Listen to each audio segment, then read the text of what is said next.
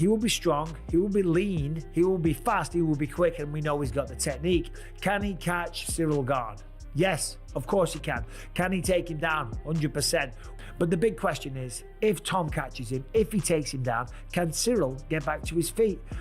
There's a good possibility, right? Getting back to your feet is not that hard if you put the time and effort into it, okay? You don't play the jiu-jitsu game. You don't make mistakes. You shrimp, you push up against the fence, you do a wall walk, okay? You work on your whizzer, you get your underhooks, okay? But the question is, will Tom even try and do that? On his record, 15 wins, 12 knockouts, 3 submissions. So first and foremost, Tom likes knocking people out. But the easiest path to victory is, of course, to take him down. But will he get a little bit, the trigger happy? Obviously, you famously once said that you refused to get into a dick measuring contest with Sergey Pavlovich. Is that something you think you'd be interested in with Ciryl or no? I think I'm fighting a losing battle with that one, unfortunately. Should Tom bring a pillow since Ciryl Gane will go to sleep early?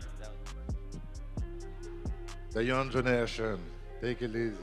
UFC 321 is on the verge, and the fans can't wait to see who will wear the throne on Saturday night. The MMA pros are also excited for this fight and have shared their final predictions for this showdown. But before that, Tom Aspinall believes that his fight with Ciryl Gane might go the distance this time. He explains that while fans are used to seeing his quick knockouts, he could see this one ending in a close split decision jab off. Aspinall versus Ciryl Gane for the heavyweight champion. How do you see the fight playing out? I'm going to mix it up this time. I think, I've got everyone's seen me do the quick knockouts and stuff, but I think I might win this one on a close split decision. Yeah. Jab off. You have 26 minutes of total time in your UFC career. Yeah. That's a crazy stat. Do you ever just want to stay in there and show off a little bit, show your skills, or you're happy just getting in there and getting it done quick? I might show off on this one. Tom Aspinall jokes that his game plan against Ciryl Gane is to win by split decision using jab and hold against the fence. When the reporter says fans will be booing, Dana White laughs and replies, "I will too." Yesterday, Tom said, "I'm going to win by split decision after 5 rounds." I believe this was Northern England sarcasm, but I guess not everybody did trust it. What are your real plans, Tom? Oh, that's the plan, mate. It's going to be split decision? Yeah, that's the jab plan. The whole time? Just jab and hold. Jab and hold against the fence. We'll be booing then. I will too. Ciryl Gane aims to push Tom Aspinall into deep waters for the first time in his career. He explains that his style and experience allow him to go the full 25 minutes if needed, but he can also adapt for a faster finish. Gane feels confident in his ability to handle both a long, strategic fight and a quick-paced battle. Yesterday, at Media Day, you were pretty confident and you said that you'd be able to drag Tom into deep waters, which nobody has been able to do. What about your style makes you think that you're able to do so? If I remember, it was a question, if it's possible to have a deep water, I say yes, of course. It's everybody know already, I got the experience to go to the 25 minutes.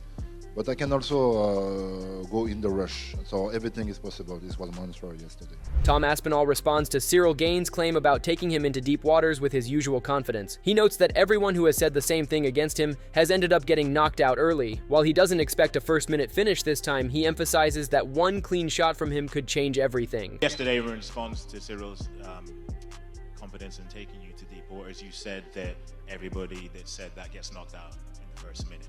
Is that the official prediction? No, it's not the official prediction. It just so happens that that's what's happened. Everyone who says they can take me to deep waters just seems to get knocked out. I don't expect to knock him out early, but I don't expect that anytime, so I just need one shot and it changes everything. Should Tom bring a pillow since Ciryl Gane will go to sleep early? The young generation, take it easy. Tom Aspinall explains that unlike his usual quick finishes, he plans to approach this fight differently. Backed by one of the top heavyweight teams and training partners in the world, he intends to focus on patience and control. With a touch of humor, he adds that he might just grind out a boring split decision, showing he can win even without a fast knockout. I think everybody's seen me go in there and get quick finishes. So me and I've got one of the best heavyweight teams in the world, if not the best heavyweight team, some of the best minds in the game, some of the best training partners in the game. We actually discussed and we've shown what we can do, shown how dangerous I am, and we're going to switch it up this time and we're going to go out there and win a boring split decision. Cyril Gane notes that every elite heavyweight comes with distinct strengths and weaknesses, including Tom Aspinall. He describes Aspinall as a new generation fighter, big, technical, and fast, similar to himself, yet with a unique style that distinguishes him from legends like Jon Jones and Francis Ngannou. You're going to be the only fighter that has fought Tom, Jon Jones, and Francis, who people think are two of the best heavyweights ever. When you watch Tom fight, do you see anything that he has that stands out compared to Francis and Jon? Everybody have his strength, everybody have the weakness. The particularity of Tom Aspinall is he's well-rounded. He's a huge fighter. He's a new breed like me, technical and fast, so he's different. On the other hand, Chael Sonnen puts the pressure on Tom Aspinall, explaining that Tom not only needs to beat Cyril Gane, but must do it as impressively as Jon Jones did. He adds that if Gane wins, it won't make him the biggest heavyweight star, as it would instead strengthen Jon Jones's legacy. Tom's not only got to handle Cyril, he's got to handle Cyril in like or better fashion than Jon Jones handled Cyril. If Cyril comes out of this match with the world championship, Cyril does not become the greatest heavyweight phenomenon out there. Jon Jones does. The biggest winner of this fight, there is a potential that it is Jon Jones. It's just the pressure of having this common opponent. Now, I share with you, like, Jon didn't have to fight Cyril, but officially that stat exists. Cyril, whatever happened that night from a competitive standpoint, but stayed in the locker room. So Cyril Gane, the fighter, the champion, the kickboxer, the #1 contender, did not ever get into the ring that night. But either way, right, that's all part of the game. Dustin Poirier finds the Tom Aspinall versus Cyril Gane matchup intriguing because of the size and skill of both fighters. He admits that while Aspinall is talented and explosive, he hasn't seen him tested in a longer, more grueling fight. Poirier points out that Aspinall has yet to face a situation where he has to fight his way back from adversity or endure damage, so he remains cautious about fully buying into the hype surrounding him. Honestly, man, I'm not sure. Tom Aspinall is good, but everybody is so high on him. I haven't seen, what's his longest fight in the UFC? I haven't seen the guy ever in the 3rd round. I've never seen the guy have to fight himself back into a fight. You know, I've never seen him on the stool bleeding. I want to see him in a real fight. He's been blowing past these guys.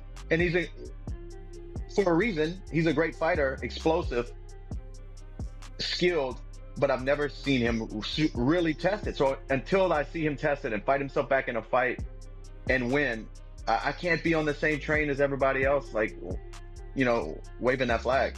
Because people are talking like he's the next biggest thing.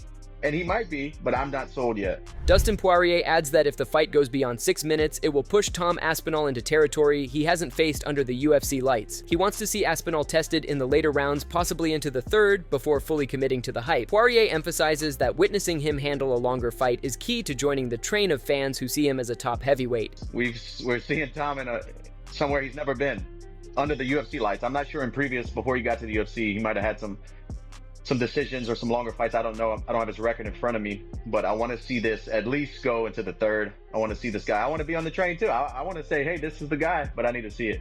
Michael Bisping also discusses the UFC 321 main event between Tom Aspinall and Cyril Gane, calling it the fight everyone's been waiting for. He describes Aspinall as a freak of nature, huge for the division, yet unusually fast, agile, and explosive. Bisping praises his all-around skill set and admits he's spoken highly of him many times before, joking that he's practically been oiling him up, as people might say nowadays. This is the one that we all want to talk about, the big fight, the main event, the undisputed heavyweight championship of the world. And I got a lot to say about this. So obviously, Tom Aspinall is a freak of nature. He's gigantic for the weight division.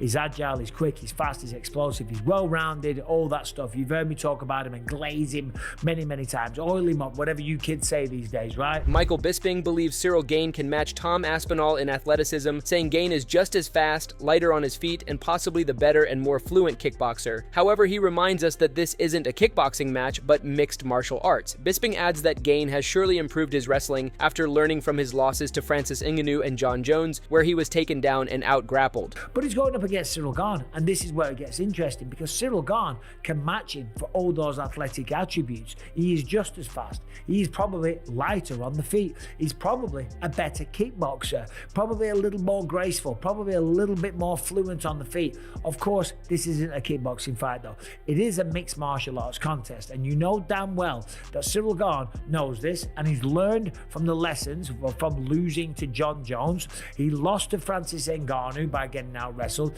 He lost to John Jones by getting taken down and choked out. And don't tell me that he hasn't worked on this element of his game. Bisping even highlights Cyril Gane's smart, movement-heavy game plan to avoid Tom Aspinall's grappling. He notes Aspinall's knockout power, calling him the best finisher in MMA, with no UFC fight past the second round, and adds that even one punch or ground opportunity could end the fight. He also points out that Aspinall has cut weight for this matchup. Cyril's a smart man, and he's going to come up with a game plan.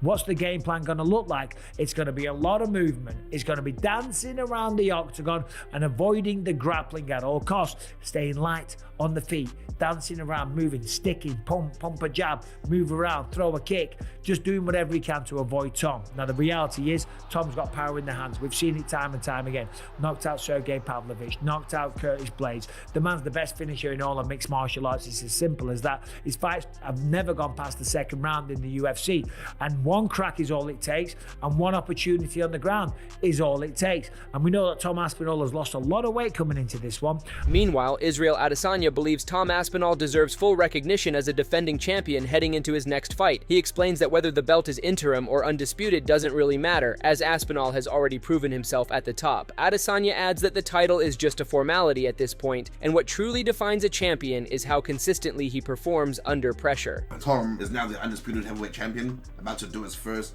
title defense. True, yeah, yep. I mean, but again, look, interim or not, he's always been the champion, so you can't. This whole thing, it bugs me, eh? Tom has defended his belt just because he wasn't the undisputed champion. Luca, can you please put up the meaning of interim right here? Just put it right there so they can see. You can't just, so what, are we going to discredit all Tom's title defenses now because it was just interim? He's got one. Yeah, but the other ones, are we going to discredit that? No. Anyway, I say this because I've been in this position as well, and I keep saying, like, the UFC 243 was my first title defense. Yes, I unified it, but it should count as a defense for me, and it does because my belt has a lot of rubies on it. So come take one away. Michael Bisping also notes that Tom Aspinall has dropped his body fat to an incredible 6 or 7% at heavyweight. He explains that Aspinall did this knowing Cyril Gane would be constantly moving, forcing him to match Gane's speed, cut off the cage, close the distance quickly, and get inside effectively. Just recently it showed that his body fat percentage is down to something crazy like 6 or 7%. At heavyweight, that's insane. And you know why that is? You know why he's done that? Because he knows that Cyril's going to be on his back. Of course, Cyril's going to have a game plan. Of course, he's going to use the footwork. And Tom is going to have to catch him. He's going to have to be able to match the speed. He's going to have to be able to cut off the cage. He's going to have to be able to shoot extra quick, close the distance, get on the inside. Bisping explains that at heavyweight, Tom Aspinall isn't starving himself to cut weight, so he stays strong, lean, fast, and technically sharp. He notes Aspinall can catch Cyril Gane, take him down, and control him, but Gane could get back to his feet if he invests effort and avoids mistakes. Bisping adds that while Aspinall prefers knockouts, that is evident in his impressive record path to victory might still be a takedown. And the thing is, at heavyweight as well, he's not necessarily starving himself. When a lot of fighters go down to a weight class, when I'm trying to cut down to 185, which would take a bloody lifetime at this point, but when you're trying to do that, you go into such a calorie deficit that you're losing muscle mass, okay? Tom Aspinall won't be doing that. He will be strong, he will be lean, he will be fast, he will be quick, and we know he's got the technique. Can he catch Cyril Gane? Yes, of course he can. Can he take him down? 100%. But the big question is, if Tom catches him, if he takes him down, can Cyril get back to his feet? There's a good possibility, right? Getting back to your feet is not that hard if you put the time and effort into it, okay? You don't play the jiu-jitsu game. You don't make mistakes. You shrimp, you push up against the fence, you do a wall walk, okay? You work on your whizzer, you get your underhooks, okay? But the question is, will Tom even try and do that? On his record, 15 wins, 12 knockouts, 3 submissions. So first and foremost, Tom likes knocking people out, but the easiest path to victory is, of course, to take him down. Michael Bisping Bisping finally predicts that Tom Aspinall will focus on setting up takedowns, using his striking to open Cyril Gane's midsection and hips. He believes Aspinall's speed and athleticism give him the edge to secure the takedown and eventually a stoppage. Bisping expects a 5-round fight that will be competitive, noting Gane isn't an easy opponent and will land some shots. He sees the bout as more challenging than Tom's previous fights, but ultimately expects Aspinall to finish Gane, likely via submission. But the best way to set up a takedown is by using your hands, by throwing with nasty intent to get Cyril Gane to defend, which then opens up the midsection and the hips to shoot upon. And Tom's got the athleticism and he's got the speed, and I do think he gets the takedown, and I do think he gets the stoppage. It's a 5-round affair. I don't think Cyril Gane is no punk. I am not underestimating him, and I'm sure that Tom Aspinall isn't. I'm sure that he's going to be a credible threat. I know he's going to land some shots, and it's going to be an entertaining fight. I don't necessarily see this as being one-way traffic the way that Tom has dealt with all his other opponents. I don't see it being a John Jones type finish either. That's not a diss on Tom Aspinall. I just think that Cyril will have learned from the loss to John Jones and realised, also Francis Ngannou, and realised that he's got some shortcomings and some gaps to fill, some holes in his game. So it's going to be harder for Tom. But ultimately, I still think that Tom Aspinall gets it done. It will be a stoppage. Sean O'Malley and MMA Guru discuss the upcoming matchup between Tom Aspinall and Cyril Gane. O'Malley calls it Aspinall's first true title defense and emphasizes how significant it is, saying Tom should now be considered the undisputed champion. MMA Guru agrees but admits the fight could be unpredictable, claiming that Gane might make things look messy at first. However, he believes Aspinall's rare combination of speed, precision, and natural explosiveness will eventually decide the fight. I know he defended his interim belt. Is this still the interim belt? Or no, John Jones? No. I don't fucking know. Tom's undisputed. Tom's undisputed. This is his first title defense. Okay, here we go. World Championship. That's huge. Is he gonna run through Cyril? I think he knocks him out. It's tricky. It's tricky. I think Cyril's gonna make it look a bit ugly, but then Tom will just like clip him with something that it's just, Tom's just got this different thing in him. He's very technical for a heavyweight, very fast, very good, but it's just like a natural suddenness to everything he lands on people to where they just topple over, man. Average fight time of like 1.5 minutes, I'm pretty sure. I think he's gonna go out there and starch him. Sean O'Malley predicts Tom Aspinall will handle business against Cyril Gane, calling it an important moment for the heavyweight division. He wonders if a win could lead to big matchups with Alex Pereira or even John Jones. MMA Guru agrees, picking Aspinall as well, though he expects a somewhat awkward start. He explains that Gane's footwork and tricky striking could make the early exchanges messy, but eventually, Tom's timing and precision will break through for the finish. John Jones come back. The heavyweight division, it's not deep, but it's interesting at the top. Like we'll see where that goes. But yeah, I do think Tom's gonna get that one done. Yeah, I got Tom as well, but I think it's gonna be like a weird looking fight that we might get into like the late first round or the early second round. Because Gane's moving, he moves. He does. Shifty. He is pretty Moves shifty. about, little flickiness, tappy. He's not like Curtis Blades, who's a bit of a plod. Curtis Same is good. with Sergey Spivak, they sort of plod in. Pavlovich kind of plods forward as well. I feel like they're Tom's kind of gonna- ripe to be KO'd. Yeah, and Tom's gonna stalk, dude.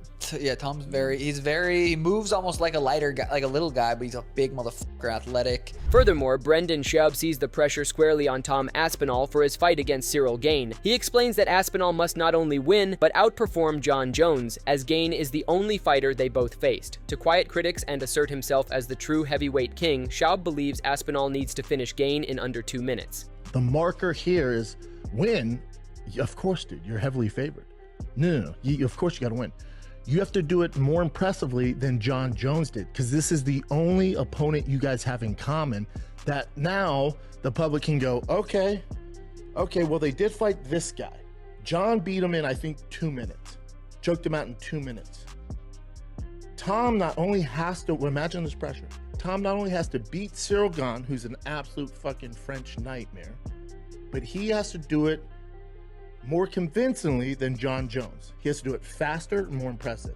So whether it's a knockout right away or he takes him to the mat right away, you have to beat him in under 2 minutes and go. Unfortunately, that's what Tom's dealing with. That's it for today's video. So what are your thoughts about the matchup? Share your predictions in the comment section and make sure to subscribe and like if you enjoyed the video.